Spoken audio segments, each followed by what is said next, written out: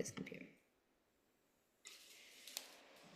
Bill, great to be with you again today, and welcome listeners to episode 15 now of The Power of You. So, good afternoon, Bill. How are you today?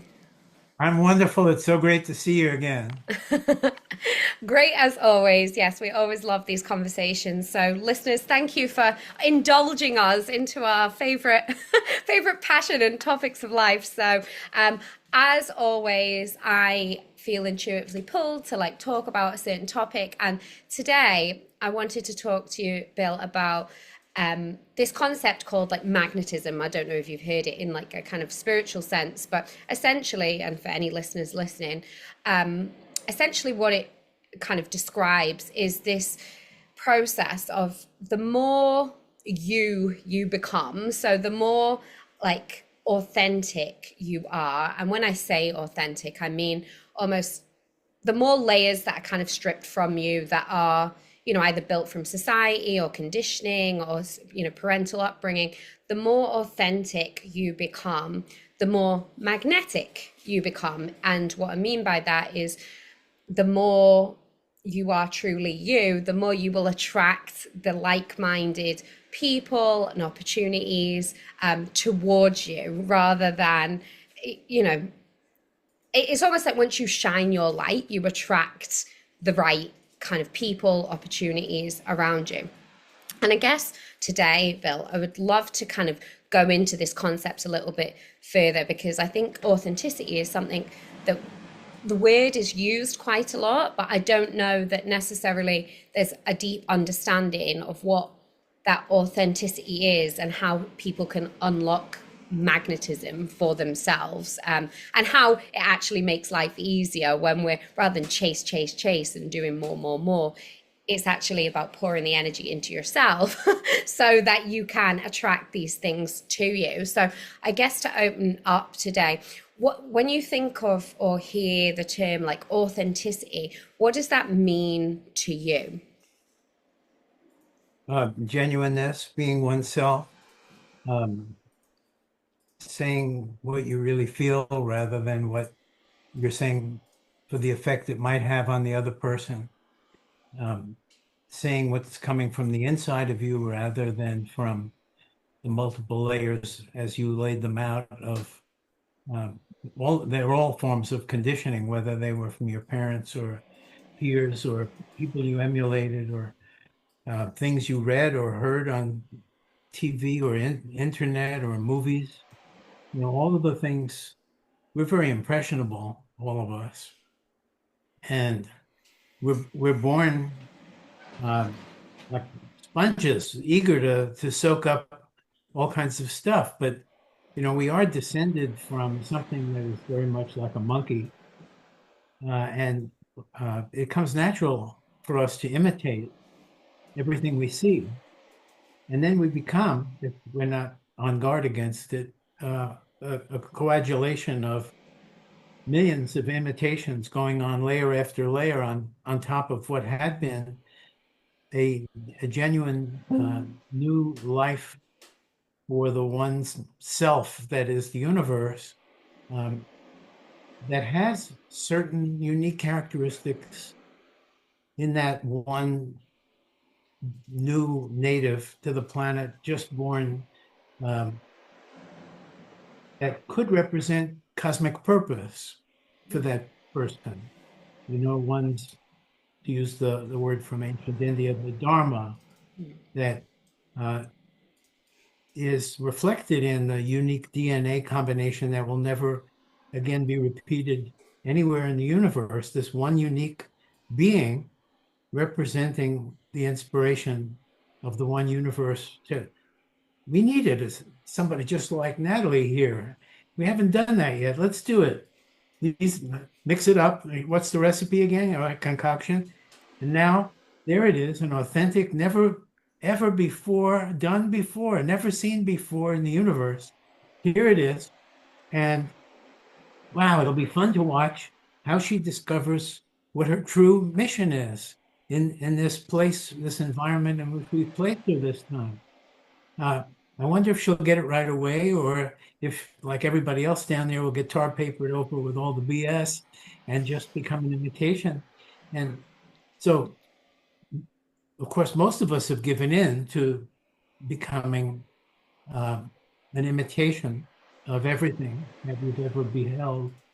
And so most of us are not genuine or authentic, therefore, no magnetism. Some of us, having read about magnetism, that's become another part of the conditioning. So now they're attached to becoming magnetic. So now they put on a front that they are authentic and so on and so forth. And somehow the magnetism isn't really happening. But so that's my take on it, is that all we're trying to do is to strip bare of all the stuff that's been imposed on us with our cooperation. And most of us don't even know that we are that way. Yeah. And I think that's the key. Like most of us, until you're on this journey of maybe self discovery or growth and self development, you perhaps don't even realize the parts of yourself that are conditioned or that aren't you or authentically you. And I think this is the thing, authenticity is talked about quite a lot now, right? And it's almost like it's seen as this, you're either real or you're fake. And for me, I don't think it's either. I think we're on a sliding scale at the end of the day, because there's always more learning, there's always more layers to pull back. And I think, as you kind of go up that sliding scale, right, the more you strip back, the more authentic and more, therefore, magnetic you become. Because, as you say, there's one of a kind. And that's our superpowers, right? Is that we're all individually unique and we're all here for a reason and a purpose. The joy of life is kind of rediscovering what that purpose is and who you kind of came here to be. But I do think there's this kind of understanding, it's like, oh, you're being inauthentic and and I'm authentic, right? And it's not that somebody is either real or they're fake. It's just a sliding scale on how much of that introspective and shedding work that people have done, right? And the sliding scale goes up and down second by second each day in each person. And during the high moments of authenticity, flow state is attained. So every action is authentic and therefore perfect. Every feeling is authentic and therefore it's kind of an ecstatic feeling, because you're not being brought down by other people, because you really don't care what they think of you. It's not about your image to them. You're being who you are, take it or leave it, basically.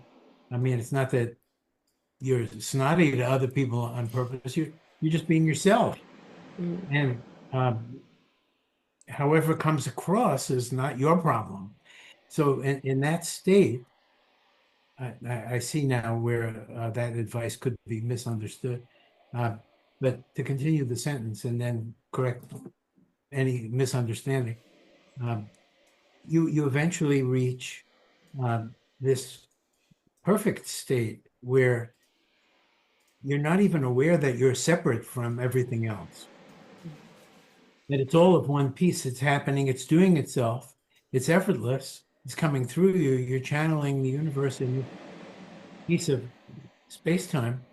And everybody who's with you is part of you and you're part of them. And it's all happening together. And the flow state is infectious. And everybody is brought up by it. And they're too in their authentic space. I mean, that's how good it can get if you don't slip and slide back down, which is so easy to do. And so, like, you could get cocky during this process of going up the slope, and now bring you right back down the slope. You can say, I'm authentic and nobody else is, and so on and so forth. And that just brings you back down. So, yeah, it's tricky business. And that's the thing I think is really important, like on this process of self-discovery and self-development, is a line I always tell myself, is never get cocky. Because the second you get cocky, the universe will humble you in the most brutal of ways, right? So it's kind of like an art, right? It really is. Enjoy the process and enjoy being in that flow state, that state of pure authenticity, where, as you've said, it's not that you don't care about anybody else, but you stop putting energy towards things that you cannot control. So like, you cannot control others' reactions or responses to how you show up in the world. And it's almost like when you stop trying, I almost see like a battery, right? And if you imagine like yourself as the battery, and you've got all these kind of cords or wires going off into different people, if you are caring about what this person thinks or how they might react, your battery is almost giving away energy, right?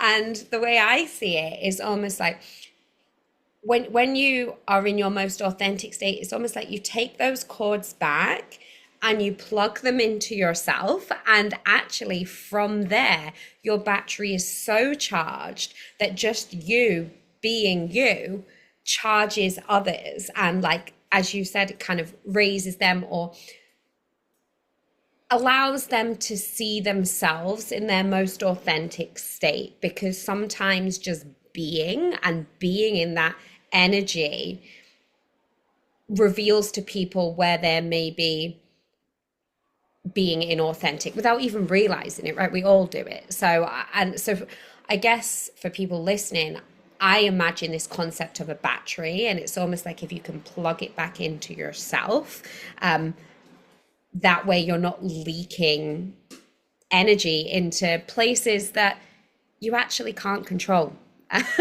You actually can't control. Metaphors like that are the basis for the mental tricks or emotional tricks that we use in order to get past the garbage that's stuck in us, that we were stuck in. The metaphor that I use is not being self-protective, because if you're being self-protective, you're obviously attached to some outcome.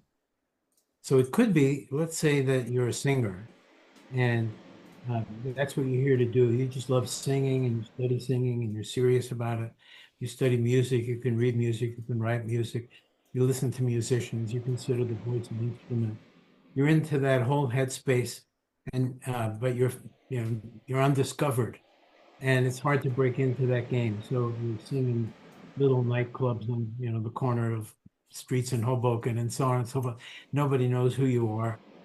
And then all of a sudden the record company wants you to come in and talk to them. So you might be attached in that circumstance. You might come in and you're the opposite of unself-protective. You're the opposite of magnetic. You're the opposite of who you normally are. You go in there and I don't want to blow this. This is for me to screw up. So this is my big chance. I may not have another one. Those are exactly the right times to remember these metaphorical tricks: the battery, non-self-protectiveness, non-attachment, etc. Because that's when you're really going to need it. Well, and that's the other thing, right? This is where it's so nuanced, isn't it? Because the things that we think will help us in that moment, right? Continuing that story of like this singer really going in and really wanting the deal to happen and really wanting this to be their breakthrough. Actually, that energy that you're putting into that is you're putting expectation, not just on yourself, but like a desired outcome from this meeting. So it's so counterintuitive, because we think rationally like, oh, I really need to get this right. I really need to nail this meeting, or I need to smash this audition. Like, actually, the more pressure you put on yourself, the less magnetic you become. So like, the trick is really to be in a state of like, just, it's not caring. It's just, I guess it's not giving energy or thought to the outcome. It's just enjoying the process. So for instance, this singer going in, if they go in with the outlook, do you know what? I'm just going to really enjoy this and I'll just see what happens, right? And normally that is when, because you're not attached, that magnetism happens, because people can feel that from you. They can feel that actually you don't care about the outcome. You're just enjoying the process. So I think if people even rationally know that, getting to that state can be quite challenging for people. So how do we, one, bring them awareness of where they're doing that, and then two, how do they shift from that place of attachment to refocusing and recentering on themselves? I think preparation is the general idea, so that you have this big meeting coming up, audition, whatever it is. You want to be prepared, so you're going to be thinking about the mundane things like what questions are they going to ask, or how am I going to answer them. That's fine. You can go through all that.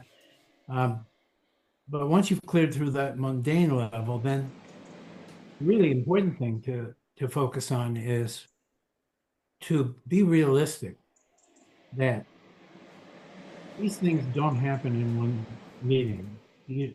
Maybe they did at some time when you could, be a glamour girl who goes into Schwab's drugstore on Sunset and Vine and sipping a chocolate milk, and you'd be discovered by an agent next, then you read it, Hayward. Maybe it did happen that way. I don't think so. I think you have to consider that all of it is reconnaissance. It's all a learning experience. You have to have infinite patience. Yes, everything that you dream for will come true, but it's not going to be that fast. So since it's not going to be that fast, you might as well enjoy every step of the way. So the whole thing is going to be a reconnaissance. You'll be in it for the learning. You can even say, look, I'm here to learn how to do these things, if you want, if that's what comes out. Whatever the spirit moves you to say, what you would say to your closest friends is what you should say to the world, always.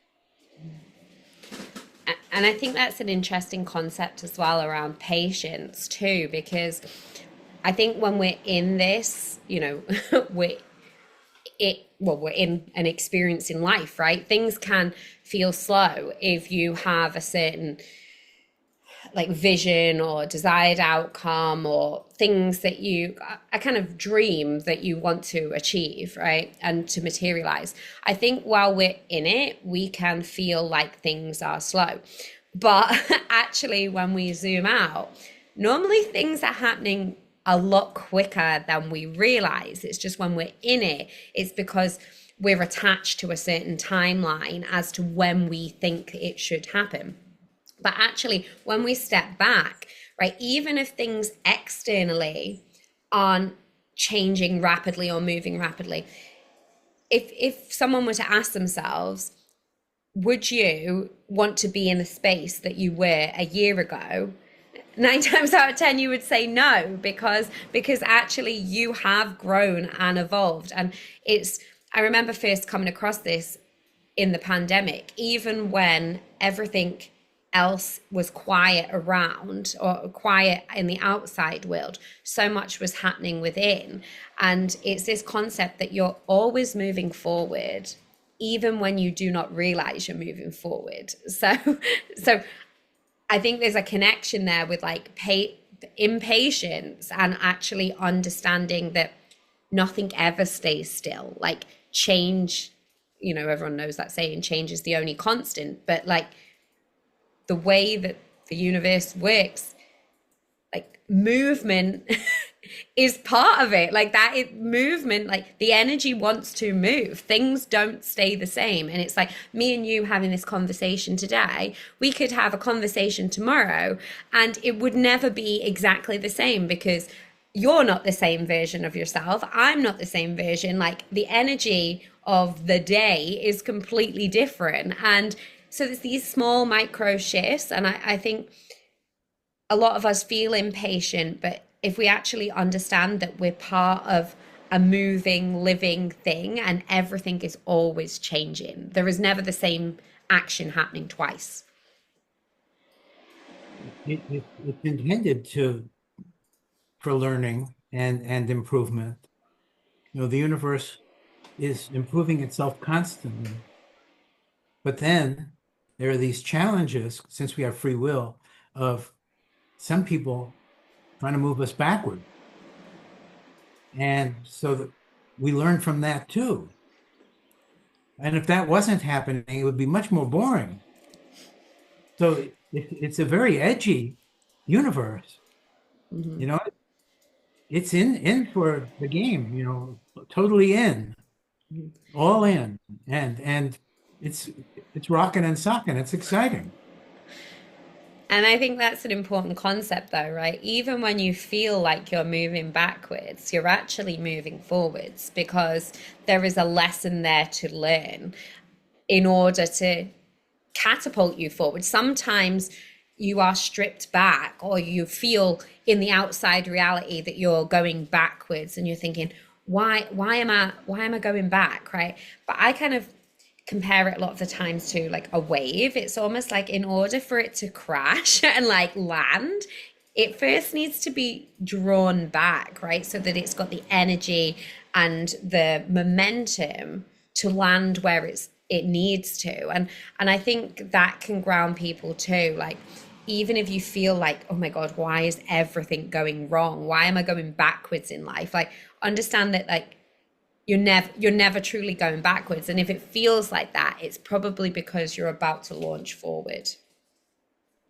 I see it as like jumping off a high diving board into a swimming pool feet first, and you go all the way to the bottom, and you're very compressed. And then you can spring up higher than you ever jumped before. It is, it's like it's almost gaining that the and yeah, like it's like a springboard, right? You need to, again, and this goes back to the battery concept, right? You need to have all this energy plugged into you so that you can spring forward, whether it's the wave, whether it's in like a swimming pool and jumping out. It's so important that you plug into yourself so that you can have this leap and jump higher or further forward and more powerfully than ever before. And I think this is where the magnetism comes in, right? And it is this process of stripping back the layers in order to have this leap forward. And I think some of the challenges around that process of stripping back or feeling like we're going backwards, a lot of the time it's our ego and it's our fears, right? Around, well, who am I if I'm, don't have that thing, or I don't have that job title, or I don't live in that home or in that like postcode, right?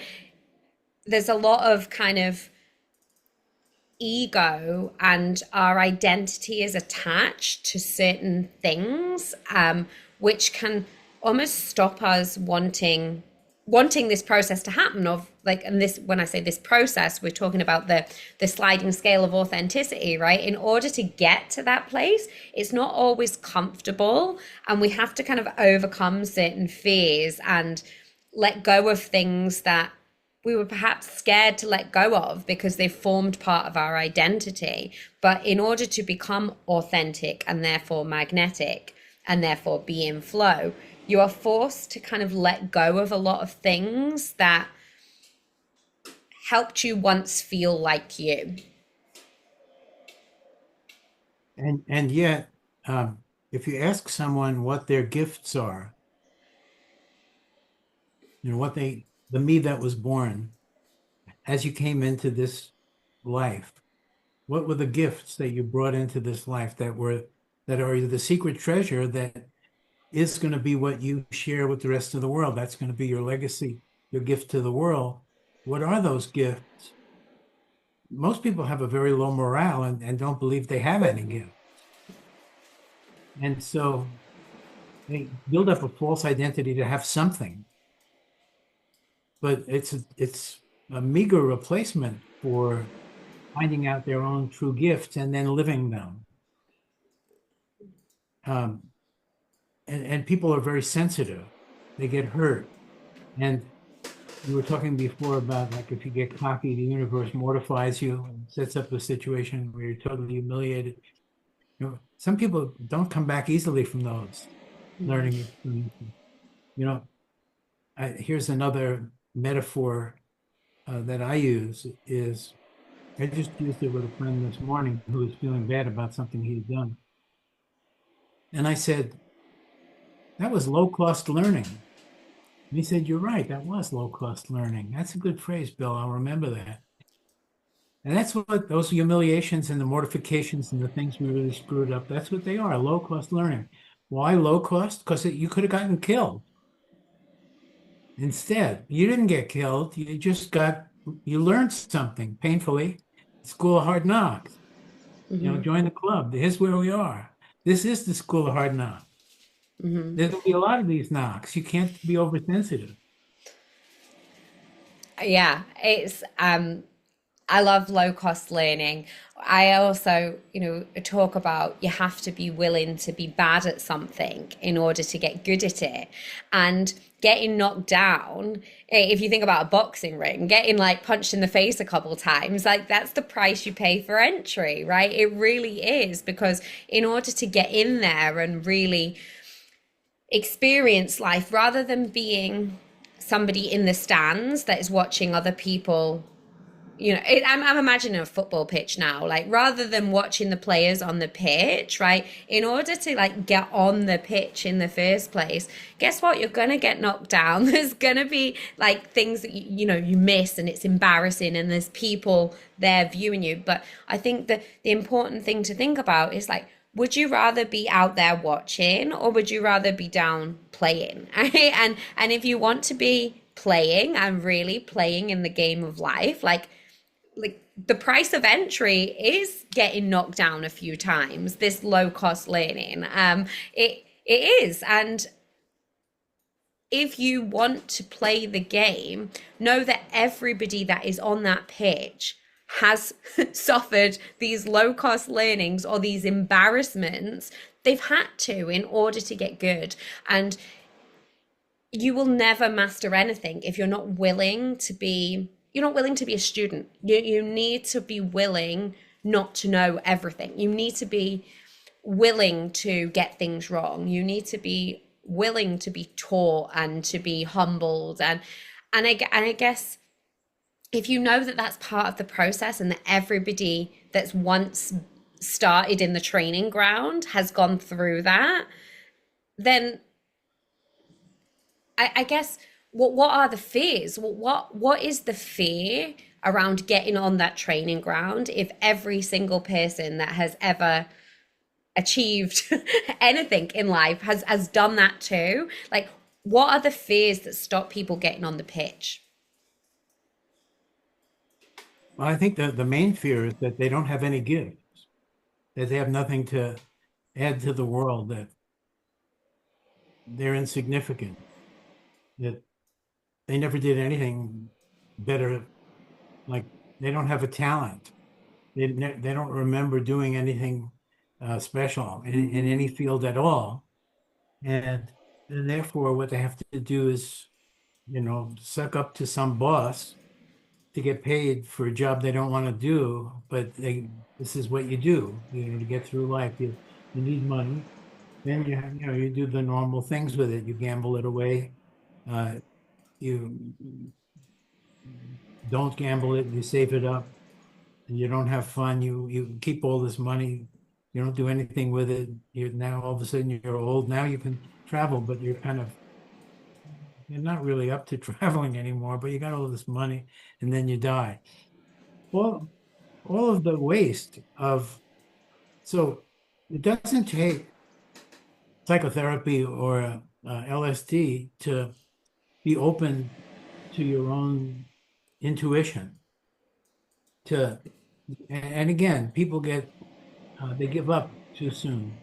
They sit down and they meditate and they expect to get up in 20 minutes and then they're enlightened. No, it may take a little longer than that. Give it 3 days at least. You know, interrogate yourself as to if you feel that you don't know what your gifts are, what your kismet is in this life, what you should be doing to bring out the thing that you could help the world the most with by sharing it, whatever that talent is, whether it's auto repair or being a teacher or whatever it happens to be. If you don't know what it is, then the only one who's going to tell you is your own subconscious. Now, if you believe in God, you could pray to God for let God tell you. Or if you don't believe in God, but you believe in some force, universe, something metaphysical beyond what we know, ask that. Or if you don't believe in any of those things or you don't know what to believe, just ask your subconscious. Just ask your subconscious, would you please get back to me? Bill says it's going to be within 3 days, but I won't hold you to it. Come back to me whenever you can, but as soon as possible, because this is not good, and I'd like it to be better. And I believe what Natalie and Bill are saying, except I don't know if it's going to work for me, but I'm willing to give it a try. Ask your subconscious, tell you what your dream of life should be, your vision of who you are, what your gifts are, where you could go, and it'll get back to you. And I swear, you are going to get this. Yeah, I know you've talked about this before as well. It's put the subconscious to work, right? Like put your subconscious to work, because there is like every single person, as we've talked about, is unique. You're all here for a reason. At this particular time in life, you're here for a reason. Whether you believe that now or not, that's fine, right? And even if you don't believe you're here for a reason and you're listening to this, if you even if you don't believe you're here for a reason just now, it doesn't mean that you won't believe later on that you are here for a reason, right? But I think the answer really lies in curiosity. If you don't believe you're here for a reason and you don't believe you have unique talents and unique gifts, can you be curious enough to ask your subconscious for clues, right? Like, can you be curious enough just to ask for clues, right? Because once you start to get those clues, life becomes easier, right? And I think that's it. We want to say, oh, well, I'm just being realistic. Nobody's here for anything. Like there's this concept of, oh, I'm just being realistic and I don't want to be unrealistic. And I guess it is you dictate your reality. Your perception literally dictates your reality. So even if you believe it's not realistic, can you be curious enough to believe that your reality can change, and your reality can change by your perception changing? So it's about your you being open to your perception changing. And then when we think about, this sliding scale of authenticity, there is this desire to just jump to the end. I just want the end results. I want to be magnetic. I want all the opportunities to come to me. I want it to be easy. I don't want any risk. I don't want to have any humiliation. I don't want to take any punches to the face. But guess what? It's tough, right? Because the hard way is the easy way. And when I say hard, I don't mean like everything's a grind and, oh my God, you're going to be pushing. I mean, it's hard because you will be humbled. There will be lessons that you need to learn. There will be fears that you need to overcome. And there is no skipping that process. And this is why, like, authenticity or magnetism, it's a state in which, we're constantly working towards, but it doesn't lie, right? You can feel if somebody is authentic or shining or in this state of flow. You can feel that. It's not something that can be faked. You cannot fake magnetism. You just can't, right? Because that hard way is the easy way, right? The hard way is going through this process of stripping back the layers, these parts of you that have not been formed from truth or from source. It's been formed from society and upbringing and parents and school and friends and TV. But we're not aware of how much of that forms part of ourselves until we go on this process. So I think for anybody listening, if you feel like it's hard and it's exhausting and it's you're constantly learning, you're on that right path. You're on the path towards finding your true essence and your gifts and your talents and what you're actually here to do.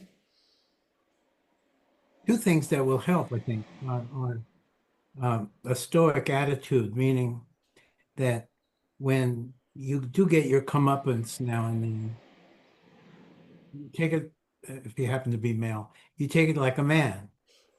And if you don't happen to be male, you take it as a strong woman. You take it the right way. You say, no, good point. I was wrong. Yeah, I make mistakes. Thank you for that. And you tell yourself, low-cost learning. Could have been worse, and I'm glad I learned it now rather than later when it might have been worse. And you move on, and you learn to take the blows. You kind of like when you get punched in the face, it helps if you actually like moving your head backward while it's happening. It reduces the force of the blow. Go with the blow. And the other thing is, if you are going to ask your subconscious to do stuff, you have to pay attention for the answers, because they're not necessarily going to come with like a trumpet playing in your head. Okay, here we are. Listen up, listen up. This is your captain speaking. This is the answer to what you asked me. It's not going to be like that. You're probably going to be distracted doing something else. Something is going to flitter through your mind, and your tendency is going to be to ignore it and miss it completely. Or you may find at a certain point in time that you're doing something and you're enjoying doing it. It wasn't something you really expected to enjoy doing. And you're doing it quite well. You weren't expecting to be able to do it that well. In fact, somebody predicted that you were going to screw it up, but here you are, you're doing it, and you're doing it well, and you're enjoying it. That could be a clue to one of your gifts, one of your talents. You have to put two and two together, like detective work. You have to be alert. Once you start asking the subconscious, you have to be alert that anything that happens might be an answer. I think it is. It's very important to be a student, right? And to continue to be a student and continue to be curious and inquisitive, because as you say, it doesn't come with a banner like, here's the lesson. It's not always in flashing lights, right? Like often it is this process of continuous self-reflection and thinking, okay, well, why did I react like that? How could I improve? What did I get wrong? What was that trying to teach me? And I've said this a million times over, but it is that frame of mind, like, what is this trying to teach me? And when you look through that lens, you're able to learn and take the learnings and the lessons much more quickly. Like when you're looking for the lessons, you'll find them, right? It's a process of, and it's not so much of like, oh, that sounds like a really hard task, Natalie, right? It actually becomes part of your being. At the beginning, that might feel difficult and challenging to be like, well, what did I learn here? Or, what could I do differently next time? It's just like building any habit. Like at the beginning, it might feel like an effort and it might feel hard, but it becomes just like any habit, whether it's going to the gym, going to bed early, or eating healthy. Like once you build a habit, it just becomes your new subconscious, right? It just happens by proxy. So this process of looking for the learnings in every aspect of life, yes, that could feel hard at the beginning, but if you can build that as a new habit, before long, you'll be doing this and you'll be learning from everything without even realizing that you are doing that. Yeah. What's the lesson? It's a great lens.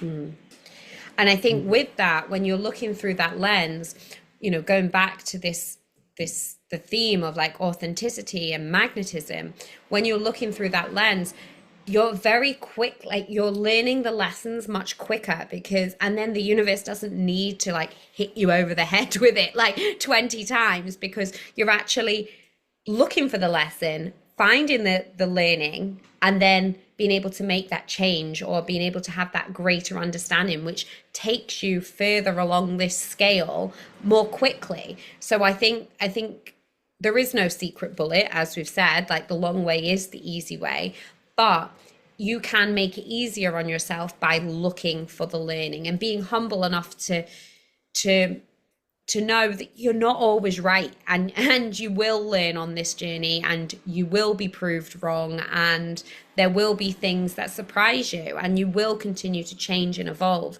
But if you understand that from the off, then it doesn't feel, I'm not saying every lesson is going to be easy. Like I know I've had some lessons that, oh God, your ego, it just crushes you, right? But if you understand that that is going to happen on the journey, it doesn't feel so rough when it does take place. If you know you're going to take some punches, if you have that understanding from the beginning, it doesn't feel so bad when it happens.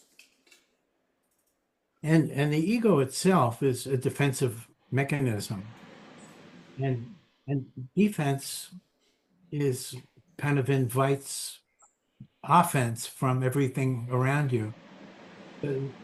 So going through life in a defensive stance is not a good strategy. It attracts punishment, essentially. There's no reason to be defensive. We're all God's children, or whatever metaphor you want to use. We have every right to be here. We're part of the universe. We're part of a glorious thing. Each one of us is divine. The whole thing is divine. Now, if you don't believe that, you become cynicized. The thing is, you don't have to have a religion. You just have to have an open mind that it's quite possible that the universe is conscious and trying to help each of us, because each of us is the universe and the universe is us. But why wouldn't it be trying to help itself? It makes all the sense in the world. You just have to be open to that as a possibility.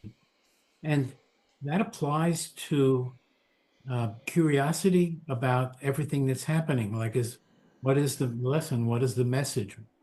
Why am I having these experiences? What's life trying to teach me? Why is this person magnetic? Why is there magnetism in people? Well, it's so that other people can become magnetic themselves by seeing, wow, there's a person who's not constantly in a defensive ego stance, who is non-self-protective, very honest, quite willing to admit faults and mistakes, listen to you, actually listen, not talk over you, not be full of themselves. These people who are magnetic, maybe I ought to hang out with them and learn from them. You know, what made them that way? How did they find their course in life? Maybe it'll help me become like them. That's why the universe gives us magnetic people. That's why the magnetism exists, is so it can spread. Exactly. And that goes back to the concept, when you shine your light, like the right people and others can find you. And not only do they find you, but then they can learn how to switch their own light on, so to say, right? And but I think there's this thing, it's as if sorry, I'm like I like just lost that thought. But with magnetism, right? I think sometimes when people are in that magnetic state, a lot of it is subconscious. A lot of people, we don't realize you're just drawn to a person for some reason or another. And we don't always, it's not always a conscious understanding. We don't know why we're drawn to a certain person. We just are. And it can be for reasons in that we look up to them. It can be reasons that, like, oh, they're shining brightly. That's just all I know subconsciously.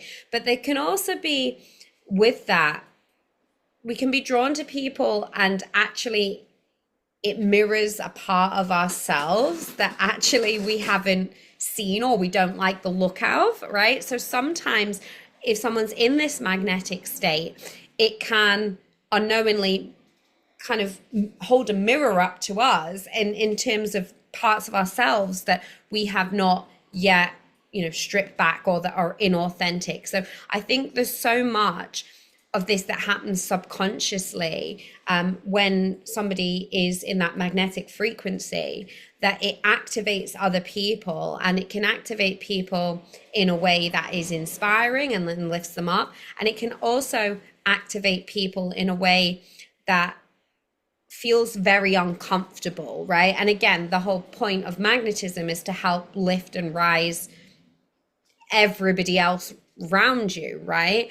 But that process doesn't always feel comfortable. Like, and again, that depends on your frame of mind and the way that you're viewing things. So I think for anyone that notices subconsciously or consciously that they're drawn to a person or a thing, if they feel that kind of I don't know, that trigger, like they feel a bit triggered and they don't know why, but they're still drawn to this person, I guess, how do we help comfort those people that maybe don't like what they are seeing with this kind of magnetic frequency? Well, the magnetic person in the situation has to put them on their ease, at their ease, by maybe admitting a fault or something, but bring them into the conversation in a way that starts from humility. Because sometimes when ego-driven people come into a room and there's a person who's lighting up the room, they immediately are mad at that person. They want to be the smartest person in the room. And so they all of a sudden have a chip on their shoulder and immediately are against that person. Um, One thing, I know we're coming to a close here. One thing that is very important about this whole subject that we haven't touched on yet is inward attention, because one should be aware of one's subconscious all the time, which is very rare for most people. For most people, the only thing going on inside is what neuroscientists call the default network. It's kind of random association, stream of consciousness flips from one subject to another by association. This reminds you of that, that reminds you of something else. And basically, memories, good and bad, feelings are going up and down.